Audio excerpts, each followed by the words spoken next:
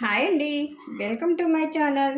సులువుగా ఈజీగా టేస్టీగా నెత్తళ్ళు టమాటా కర్రీ ఏ విధంగా సింపుల్గా తయారు చేసుకోవచ్చో ఈరోజు మన వీడియోలో చూపించబోతున్నానండి. ఈ కర్రీ వేడివేడి అన్నంలోనికి చపాతీలోనికి చాలా టేస్ట్ ఉండిద్దండి. నెత్తళ్ళని చాలామంది ఇష్టంగా తింటారు. ఈ విధంగా గనక చేసి పెడితే అండి చాలా ఇష్టపడతారండి. పిల్లలు పెద్దలు కూడాను చాలా ఇష్టంగా తింటారు.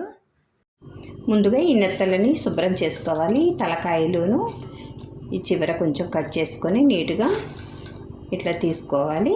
వీటిని 2-3 సార్లు కడిగేసుకోవాలండి. సన్న ఇసుక అన్నది ఇందులో తప్పకుండా ఉండిద్ది. అదంతా పోయేలాగా వాష్ చేసుకోవాలి. గోరువెచ్చని నీళ్ళల్లో ఒకసారి కడిగేసుకోవాలి. మరి వేడి ఉండకూడదండి, లైట్గా గోరువెచ్చగా ఉంటే సరిపోతుంది.